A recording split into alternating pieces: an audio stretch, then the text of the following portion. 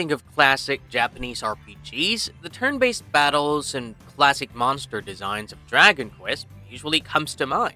The series has created and standardized a lot of the common tropes and conventions we see in Japanese high fantasy. And even the entire isekai genre in anime and manga is directly inspired by Dragon Quest. So, with Dragon Quest VII Reimagined having released earlier this month, I went through my collection and found the 12 best 2D Dragon Quest clones that totally nail the vibe.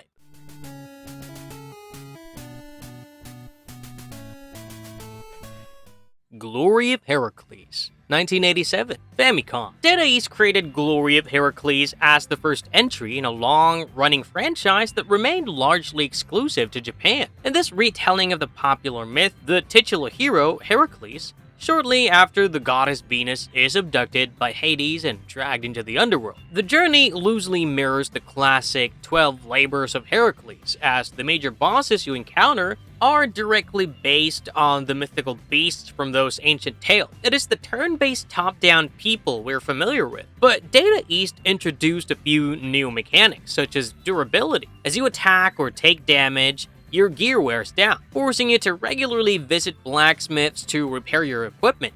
Furthermore, enemies are categorized by land, sea, and flight attributes, meaning that the corresponding weapon types, such as swords for land creatures, spears for sea monsters, or bows for airborne foes, need to be equipped in order to deal effective damage. The game graphics are quite standard. However, the towns and the world map are built on the same proportion, meaning there are no screen transitions when you walk into a village. The buildings and NPCs exist seamlessly on the overworld map. Destiny of an Emperor, 1989, NES. Destiny of an Emperor is a tactical RPG created by Capcom, based on the manga Tentu o Kurao. The manga itself is loosely based on the classic 14th century historical novel Romance of the Three Kingdoms. This isn't your typical JRPG high fantasy. The plot is grounded in a historical fiction setting that allows players to experience an alternate history of the Three Kingdoms era. The gameplay mechanics are where this title significantly distinguishes itself from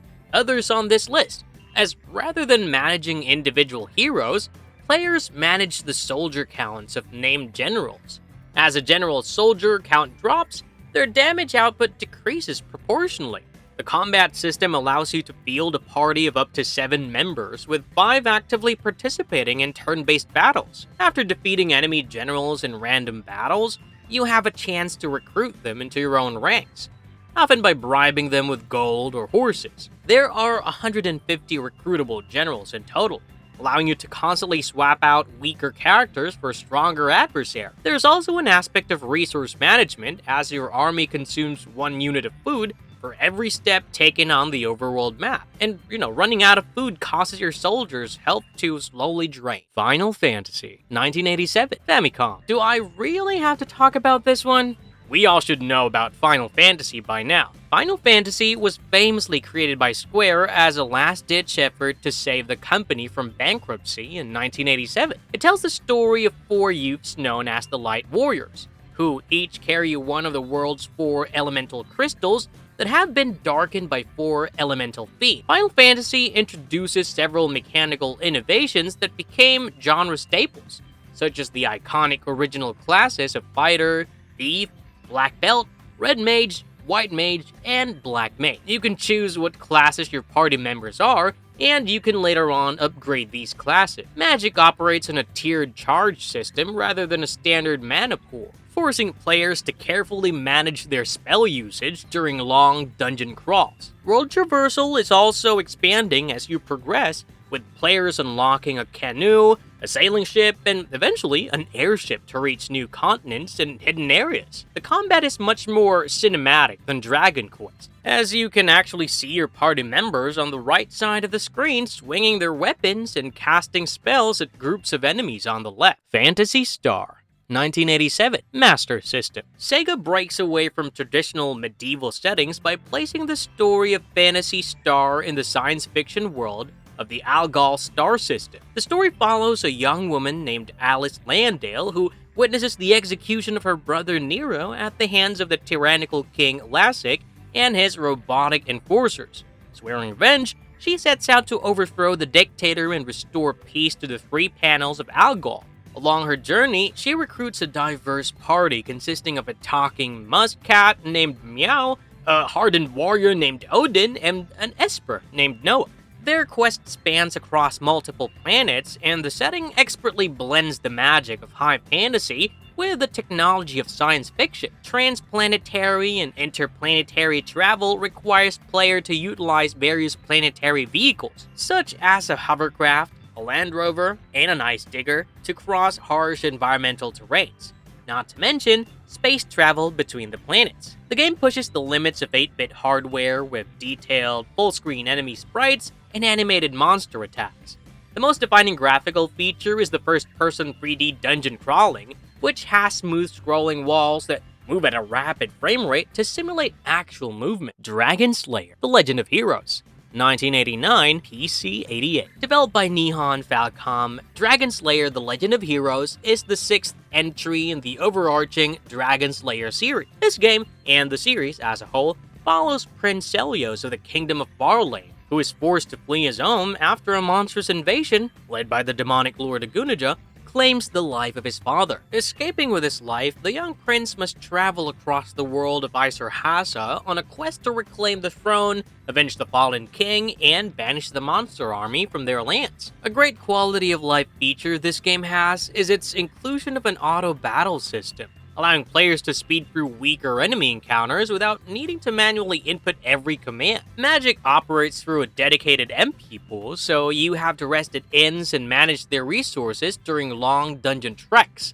Visually, the PC-88 hardware is able to display detailed towns and distinct character sprites. The battle screen features a clean layout where enemy sprites are displayed in the center of the screen, while character portraits and status menus frame the action. The Seventh Saga, 1993, SNES. Produce tried something new with the Seventh Saga. When most JRPGs are all about heroes saving the world from villains, the game is just a competitive race across the world of Tikandera. The story begins when King Lamel summons 7 distinct apprentices to his castle. He tasks these warriors with locating 7 magical runes scattered across the continents, promising to name the victor as his official heir. Players choose one of the 7 characters, ranging from a human knight and an elven healer to a robotic Tetujin and an alien demon. Once you make a choice, the remaining 6 characters become active rivals who roam the world independently. As you progress through the campaign, you will encounter these other apprentices in towns or on the road,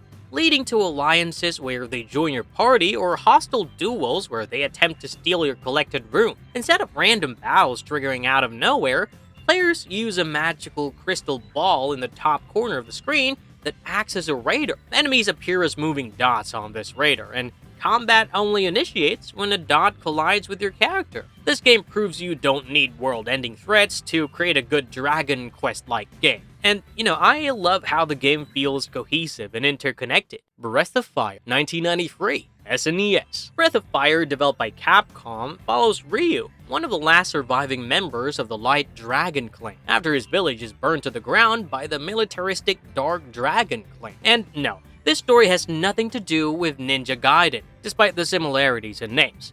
The Dark Dragons, led by Emperor Zog, are scouring the world to find 6 magical keys that will unseal the destructive goddess Tyr. During the attack, Ryu's sister Sarah uses her magic to protect the townsfolk and is captured by the enemy forces. Ryu sets out on a journey to rescue his sister, secure the keys, and stop the Dark Dragon Empire. The game is the standard Dragon Quest formula, except each party member you recruit unlocks new traversal abilities. Bo can lead the party through dense forests and hunt wildlife for healing items, Karn can pick locks and seal doors, and Ox can punch through weakened walls to reveal hidden paths. Ryu also discovers his latent dragon powers throughout the campaign, allowing players to transform him into powerful dragon forms during battle to deal massive damage. Mystic Arc, 1995, Super Famicom. Mystic Arc is a surrealist RPG that's a spiritual successor to the Seventh Saga, and it's also created by Produce.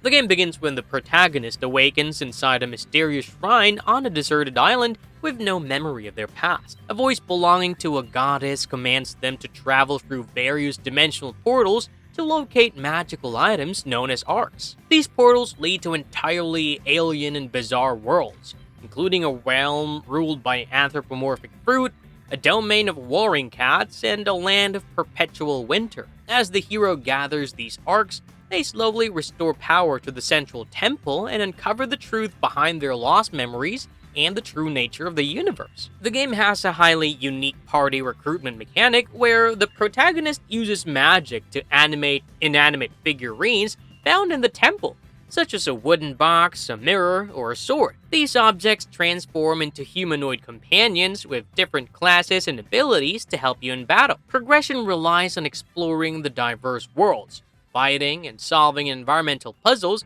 using that specialized raider system brought over from the Seventh Saga. Lufia II, Rise of the Sinistrals, 1995, SNES. Developed by Neverland in 1995, Lufia II, Rise of the Sinistrals actually serves as a direct prequel to the original game in the franchise. You play as a monster hunter named Maxim who becomes entangled in a massive conflict when a mysterious woman named Iris warns him of a coming apocalypse. He learns about the Sinistrals, four godlike beings of destruction intent on wiping out humanity, and sets out to stop them before they can fully awaken. The gameplay loop takes the Dragon Quest foundation and heavily expands it with seriously good exploration and puzzle mechanics.